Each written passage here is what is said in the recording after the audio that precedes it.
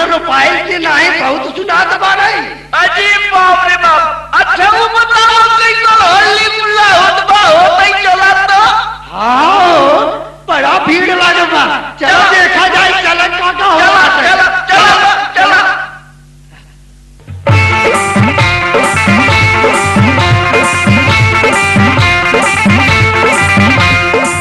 हानि भयो हे भैया हानि भयो हे बाबू हानि भयो जब से घर आई में हरिया हानि भयो जब से घर आई में हरिया हानि भयो।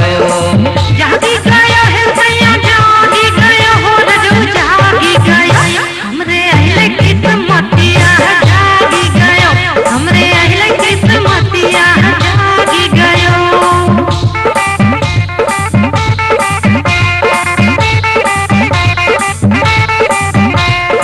एक मन लकड़ी लगावे रोज चूल्ही हम के तो समझ लगा जरूर मूली।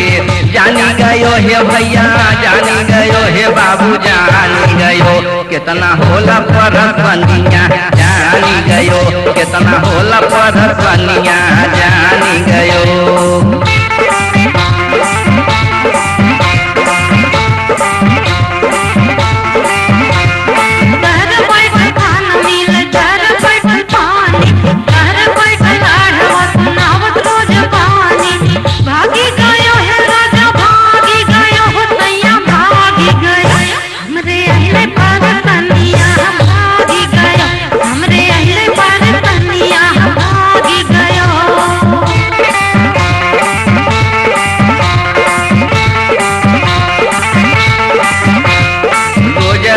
चाहिए स्नो पाउडर और कपड़ा पहिए नहीं कोई बात करिए खूब झगड़ा। जानी गयो हे भैया जानी गयो हे बाबू जानी गयो ई त घर कई कुलटनिया जानी गयो ई त घर कई कुलटनिया जानी गयो।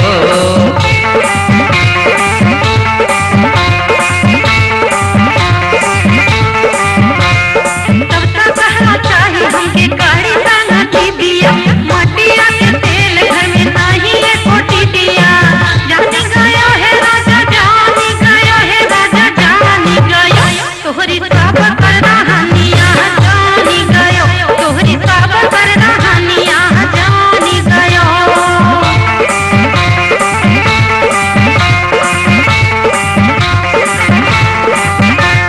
बाबूजी तोहार देख अइले हमके पहिले गोड़वा पर गिर के खूब गिर गिरैले।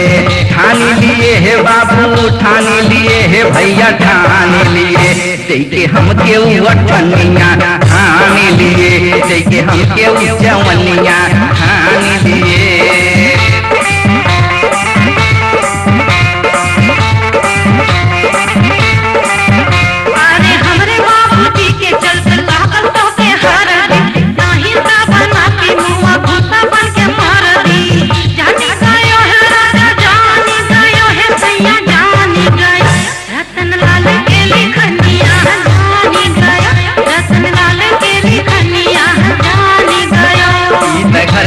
लटनिया जानी गयो ई त घर के लटनिया जानी गयो।